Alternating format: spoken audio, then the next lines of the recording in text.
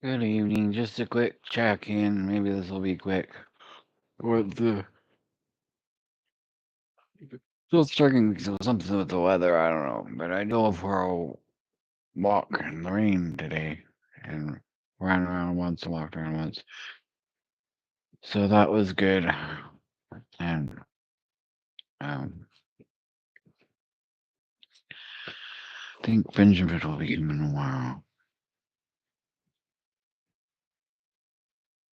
Probably take my wheelchair.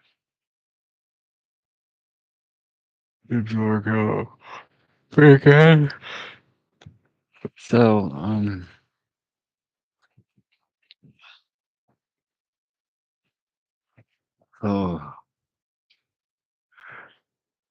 I went to Adventist church today because I wanted to, and we went to Sabbath school. They talked about the value of having love. Mentioned some things I've been learning about loving ourselves and stuff that helped. Mentioned some things I've been learning about loving ourselves and stuff that helped. And how much we're worth. Because we're worth a lot to God. It doesn't matter. It's not about how much we deserve. It's about how much we're worth. And one of the elders or somebody gave the sermon today. It was about interesting. It talked about the constellations and how different of the stars mean something representing Jesus. There's a virgin, and like a big. Anyway, it's just some interesting stuff. I don't remember exactly what the stars represented, but he went through like three or four of the constellations and said that all the 28 or whatever, 42 or how meaning something about Jesus, about becoming Messiah. And I don't know, I never heard that before, but maybe it does. And but he was talking about worship, and I went and talked to him about it. His son is into music, and I was able to talk to him about music, and maybe I'll learn something from him. I hope I do. Anyway, I went for a walk when I got home. Not when I got home. Later on today. It was potluck at that in this church tonight. Cucumber salad for dinner. Had a pretty good day. Visited with my friends, Laura and one of the ladies here went to church.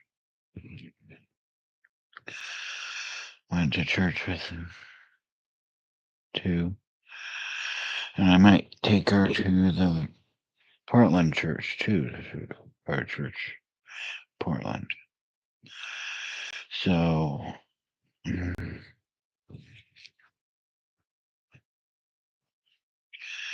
from Psalm, read from the Psalms this morning.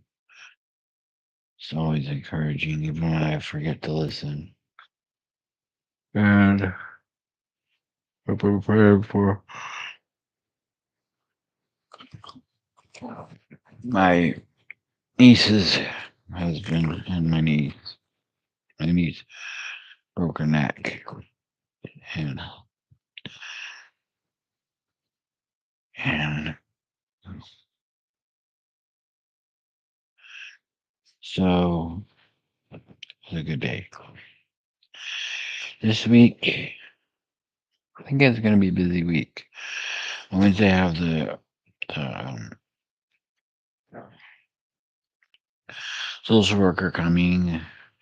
Seems like I have some. Oh, I have some on Tuesday. I think I might have some on Monday too. I have some on Tuesday, Wednesday, and Thursday. I have appointments.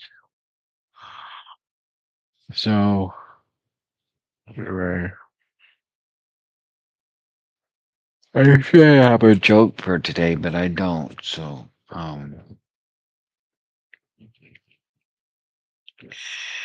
anyway, I'll have to think about how to crack a joke if I can find an egg. Okay, let's talk. Good night. Have a great week. I'll be praying for you. Lord, be with us through this week.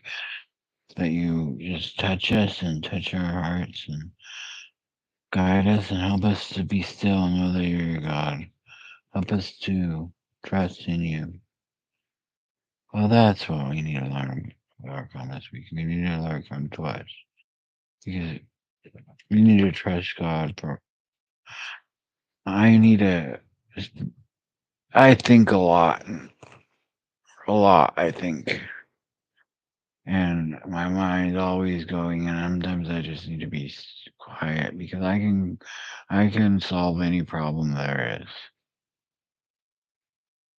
But we want God's solution to our problems.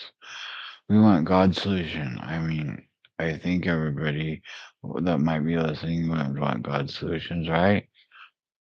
So we need to trust Him enough to step out of the boat. Even if the first time we're going to sink,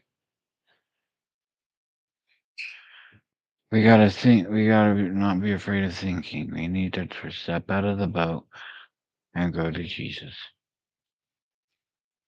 To get rid of our fear and our anxiety and our anger, bitterness, control of others, thinking about what others are doing. Nobody else is stepping out of the boat. I'm not going to step out of the boat until someone else is at least willing to step out of the boat. So we need to be the first one out. We need to step over the side. And the first time we might sink. But if God is telling us to do it, we need to do it. And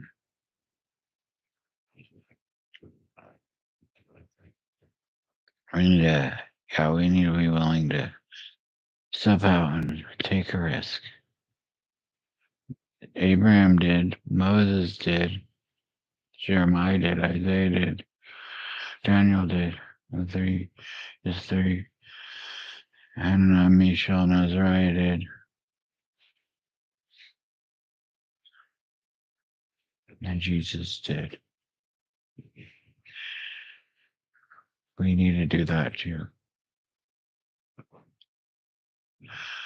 You know, Jesus took risks when he touched the leper.